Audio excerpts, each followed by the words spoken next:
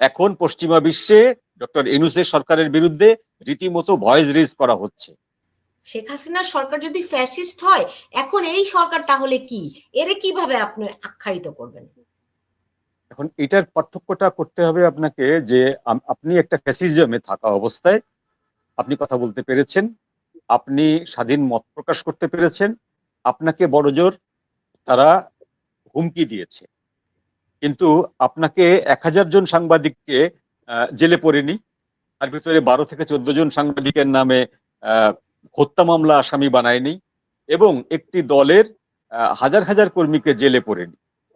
তাহলে এ ফ্যাসিবাদ, এটা তো স্পষ্ট করে প্রমাণ হচ্ছে।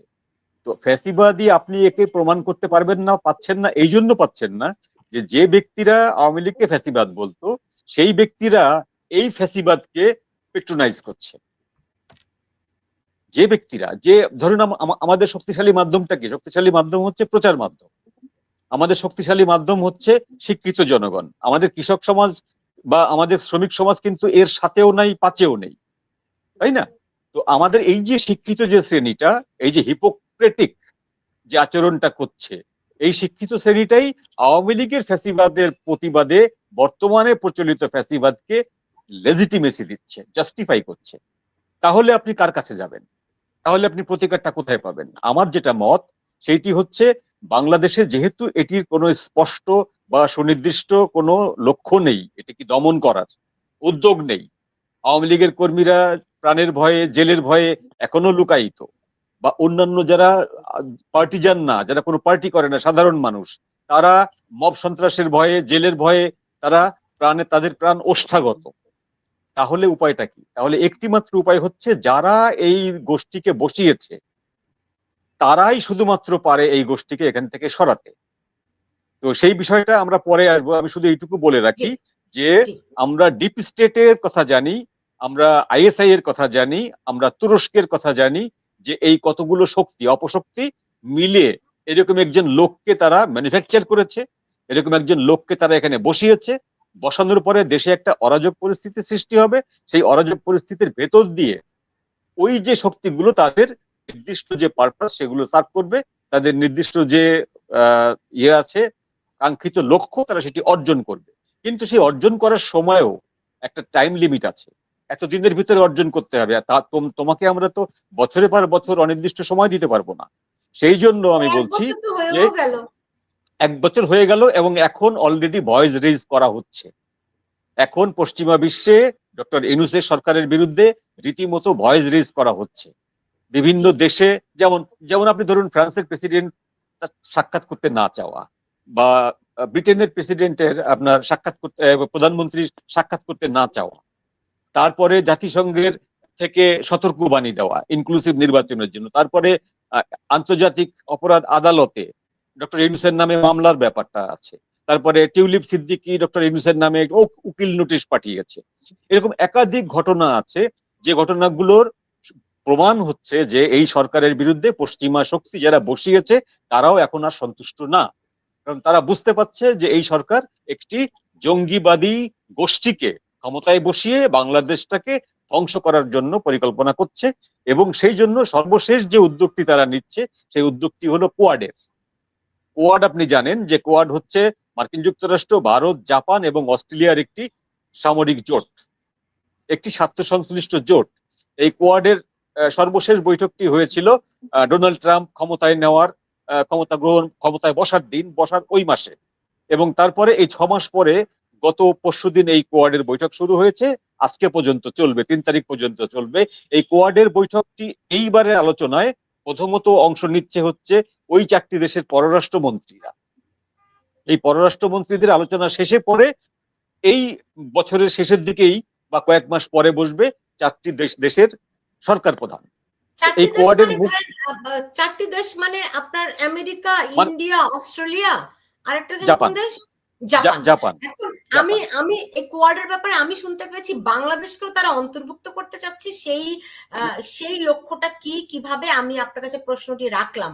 আমি একটু ব্যারিস্টার মনিরুল ইসলামের কাছ থেকে আসি, কারণ মঞ্জু ভাই আপনার কাছে আরো অনেকগুলো প্রশ্ন আমার আছে। যে আপনি বলছেন যে আন্তর্জাতিক মহল থেকে একটু একটু করে প্রতিক্রিয়া দেখানো শুরু হয়েছে। আমার মনে হয় যে প্রতিক্রিয়াগুলোর কথা বলছেন, ইজ ইট এনাফ? এই প্রশ্নটি আপনার কাছে রাখলাম। মনিরুল ইসলাম আপনার কাছে ফিরছি। এর মধ্যে দর্শক একজন প্রশ্ন করছেন যে আমরা কে কোথা থেকে আছি। আমি আছি নিউ ইয়র্ক থেকে, ব্যারিস্টার মনিরুল ইসলাম আছেন ইংল্যান্ড থেকে, আর মঞ্জুরুল হক আছেন তোরাবোরা থেকে। তিনি কোথায় আছেন আমি আর সেটা বললাম না। ব্যারিস্টার মনিরুল ইসলাম, আপনি তো বিদেশে আছেন, নিরাপদে আছেন, আপনারা কি আন্তর্জাতিক অঙ্গনের সঙ্গে কোনোভাবে যোগাযোগ করার চেষ্টা করছেন যে বাংলাদেশে যে কোনো মানবাধিকার নাই, বাংলাদেশে এই গত 1 বছরে 175 জনের উপরে মানুষকে পিটিয়ে হত্যা করা হয়েছে। এর মধ্যে কালকে দাউদকান্দিতে মা, মেয়ে, ছেলে সহ 3 জনকে পিটিয়ে হত্যা করা হয়েছে। নারীদেরকে বিবস্ত্র করা হচ্ছে, ধর্ষণের মহামারী শুরু হয়েছে। এই যে, এবং মানুষের আইন আদালত নাই, কোন আইনের শাসন নাই, একটা ভয়ঙ্কর পরিস্থিতির মধ্যে যে বাংলাদেশের মানুষ অবরুদ্ধ অবস্থায় আছে, এই ব্যাপারটিকে আপনারা আন্তর্জাতিক অঙ্গনে তুলে ধরছেন?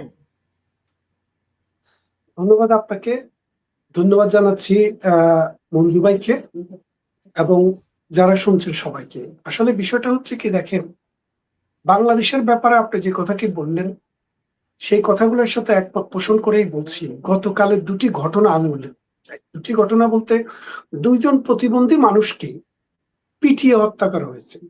একজনকে যশোরের জিকরগাছায় 50 বছর বয়সী একটা ছেলে, নাম দামও বলে দিতে পারি আপনি যদি চান, এবং সে প্রতিবন্ধী, তাকে পিটিয়ে হত্যা করা হয়েছে। আরেকটি হচ্ছে ময়মনসিংহের গৌরীপুরে একজন মধ্যবয়স্ক নারী, প্রতিবন্ধী নারী, তাকে দর্শন করার পরে হত্যা করা হয়েছে। এখন বাংলাদেশে আমাদের যে আন্দোলনটা হয়েছে 24 জুলাই এবং আগস্টে, এবং একটা সরকার পরিবর্তন হয়েছে, এই আন্দোলনের ভিত্তিটা কি ছিল?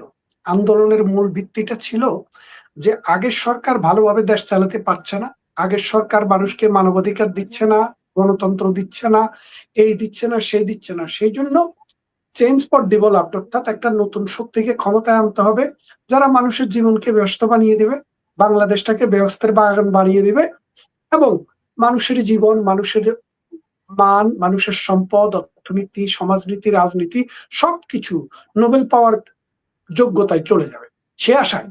কিন্তু এখন আমরা কি পাচ্ছি? এখন আমরা দেখছি আসলে হাক ডাক যতই হোক, যত গর্জে তত যে বর্ষে না, আমরা সেটা দেখছি। কেন দেখছি? দেখেন, আপনার বাড়িতে যখন ডাকাত পড়ে, ডাকাতরা কিন্তু এসে কিন্তু ফাঁকা গুলি চালায়, ফাঁকা গুলি চালায় এবং কাছে দাঁড়ে 2-1 জনকে হত্যা করে, নারীদেরকে হাত পা বেঁধে ঘরে রেখে দেয়, পুরুষদেরকে পিটায়। কেন করে? ভয় দেখানোর জন্য, তোমার ঘরের কোথায় কোন সম্পদ আছে দিয়ে দাও, না হয়তো তোমাকে গুলি করে হত্যা করো। তো সন্ত্রাসী, চাঁদাবাজি এবং লুটেরা যখন আপনার বাড়িতে পড়ে এরকম করে। এখন বর্তমানে বাংলাদেশে যারা আছে তারা কিন্তু সেই লুটেরাদেরই অংশ। ডক্টর ইউনূস হচ্ছে মানে ক্লিনিক্যাল প্যাথোলজিক্যাল একটা লায়ার, এবং সে ডক্টর ইউনূস প্যাথোলজিক্যাল লায়ার শুধু তা না, সে হচ্ছে একটা বন্ড প্রতারক এবং মুখের মধ্যে মাস্ক দিয়ে থাকে একজন মানুষ, একটা মানুষরূপী একটা শয়তান। এই শয়তানকে বাংলাদেশের মানুষ চিনতে পারেনি, পৃথিবীর অনেক মানুষ চিনতে পারেনি। কিন্তু আমাদের লাভের মধ্যে লাভ হয়েছে যে বাংলাদেশে জন্মগ্রহণ করা একটা শয়তান পুরো পৃথিবীতে বাংলাদেশকে যে উলঙ্গ করার চেষ্টা করছে, বাংলাদেশকে নারীকে দর্শন করা হচ্ছে, মানুষকে হত্যা করা হচ্ছে, ব্যবসা প্রতিষ্ঠান শাটডাউন করা হচ্ছে, আওয়ামী লীগের নেতা কর্মীদের বাড়িঘর পোড়ানো হচ্ছে। এটা 1971 সালে যখন মহান মুক্তিযুদ্ধ চলে, রাজাকার, আলবদর, আল শামসরা যেভাবে করেছে, এখন লাল বদর দিয়ে তাই করা হচ্ছে। তাহলে দেখেন, আল বদর এবং লাল বদরের পার্থক্যটা বুঝেন। আল বদরেরা 1971 সালে 30 লক্ষ মানুষকে হত্যা করেছে, 2.5 লক্ষ মা বোনের ইজ্জত নিয়েছে, 1 কোটি মানুষকে বাংলাদেশ থেকে বিতরণ করে ইন্ডিয়াতে যেতে বাধ্য করেছে। তাইলে এখন আল বদরদের যে সন্তান, আল বদরদের যে উত্তরসূরি, আল বদরদের যে অনুসারী, তারা তো লাল বদর। এই লাল বদররা 2.5 লাখের জায়গায়, তখন বাংলাদেশের মানুষ ছিল 7.5 কোটি, এখন হচ্ছে 18 কোটি। তো সেই ক্ষেত্রে 2.5 লাখ নারীকে দর্শন করলে তো হবে না। এবারে করতে হবে 6 লাখ নারীকে ধর্ষণ, এবং তারা সেই 6 লাখের দিকেই যাচ্ছে। 30 লাখ মানুষকে হত্যার পরিবর্তে তারা আরো বেশি মানুষকে, এখন তো আর ওইভাবে হত্যা করা যায় না, হত্যার পাশাপাশি মানুষকে দেশান্তরিত করা, গুম করা, মানুষের জীবনকে দুর্বিষহ করে তোলা, এটা করছে। এখন ডক্টর ইউনূস যেহেতু একটা সন্ত্রাসী গ্রুপ, ডক্টর ইউনূস যেহেতু আন্তর্জাতিক একটা মাফিয়া গ্রুপ, সে তো এখন ফাঁকা গুলি করবে। এখন ডক্টর ইউনূসের সাথে পুলিশ বাহিনী নাই, আর্মি বাহিনী নাই, বিজিবি নাই, যেহেতু নাই, তাহলে সে কি করবে? সে এখন এই লাল বদরদেরকে দিয়ে হত্যা, দর্শন, লুণ্ঠন, খুন এগুলা করবে। এগুলা করে মানুষের মধ্যে একটা ভীতি সৃষ্টি করবে, সৃষ্টি করে এই মব ভায়োলেন্স, আপনি যেটা বলছেন এটা তো মব ভায়োলেন্স না, এটা হচ্ছে এই তাদের সন্ত্রাসীদের একটা অস্ত্র। এই অস্ত্রটা যে দেশে যুদ্ধ হয় সেখানে থাকে। আপনি সোমালিয়াতে যান, ইউগান্ডাতে যান, আপনি যেসব দেশে যুদ্ধ হয়েছে সেখানে যান, আপনি যদি ইসরায়েলে যান, আপনি যদি ফিলিস্তাইনে যান, আপনি যদি ইরানে যান, যেখানে যেখানে যুদ্ধ হয় সেখানে এইরকম হত্যা, লুণ্ঠন, দর্শন, ডাকাতি হয়। তো বাংলাদেশেও তো একটা যুদ্ধ চলছে। যুদ্ধটা কিসের যুদ্ধ? একদিকে হচ্ছে বুদ্ধির মুক্তি, চিন্তার স্বাধীনতায় যারা বিশ্বাস করে, প্রগতিশীল ধারায় যারা বিশ্বাস করে, ৭১-এর মুক্তিযুদ্ধের অসাম্প্রদায়িক চেতনায় যারা বিশ্বাস করে তারা। অন্যদিকে হচ্ছে হাটে মাঠে ঘাটে যারা প্রতি বছরের পর বছর ওয়াজ করে মানুষের ব্রেইন ওয়াশ করছে। শেখ হাসিনার জীবনের সবচেয়ে খারাপ যে কাজটা করছে, আওয়ামী লীগের নেতৃত্বে প্রত্যেক গ্রামে গ্রামে, কোনায় কোনায়, পাড়ায় পাড়ায় আপনার মাদ্রাসা তৈরি করছে। কোনটার নাম নুরানি মাদ্রাসা, কোনটার নাম হাফিজি মাদ্রাসা, কোনটার নাম আলিয়া মাদ্রাসা, কোনটার নাম উলুম মাদ্রাসা। এইরকম ভাবে সারা বাংলাদেশে যেই পরিমাণ স্কুল এবং কলেজ আছে, মাদ্রাসা তার ২-৩ গুণে আছে। এখন এই মাদ্রাসাতে এই মানে জাকাতের টাকা, খালের টাকা, আপনার আপনার যে হেল্পের টাকা, ওগুলা দিয়া সাপ পোষা হয়েছে। প্রত্যেকটা মাদ্রাসার ছাত্র হচ্ছে একটা কাল সাপ। এদের মধ্যে শিক্ষা নাই, যোগ্যতা নাই। এরা কিন্তু মানে শিক্ষা বোঝে না, নৈতিকতা বোঝে না, আধুনিকতা বোঝে না। তারা প্রাগৈতিহাসিক ১৪০০ বছর আগের যে ওই আরবের যে প্রাগৈতিহাসিক চিন্তা চেতনা ছিল সেই চেতনা বোঝে। কোরআন হাদিসও তারা বোঝে না। কারণ কোরআন হাদিস বুঝতে হলে শিক্ষা দরকার, জ্ঞান দরকার, বুদ্ধি দরকার, স্টাডি দরকার। তাদের তো সেটা নাই। তারা অন্ধের অনুকরণ করে, অন্ধের হাতি দেখার মতো। হাতির হাতির পেট ধরে বলে পাহাড়, লেজ ধরে বলে এটা দড়ি, আর কান ধরে বলে কুলা। হাতি যে কিরকম খোলা চোখে দেখার ক্ষমতা তাদের নাই। তাই ডক্টর ইউনূস হচ্ছে তাদের নেতা, চোরের নেতা, ডাকাতের নেতা, ধর্ষকের নেতা এবং এই মব সন্ত্রাসের নেতা। ডক্টর ইউনূস জানে, লন্ডনে এসেছিল, জুতা পেটা করে আমরা তাড়া করিয়েছি এবং ঘোষণা দিয়েছি শুধু লন্ডন নয়, ইউরোপের যেই দেশে আসবে শুধু ডক্টর ইউনূস না, তার ক্যাবিনেটের যে আসবে তাকেই আমরা জুতা পেটা করব। শুধু আমরা না, আপনি তো ছিলেন না, দেখতেন হাজার হাজার মানুষ পুরন জুতা নিয়ে এসছে। কেন এসছে? মানুষের মধ্যে একটা দুঃখবোধ কাজ করছে।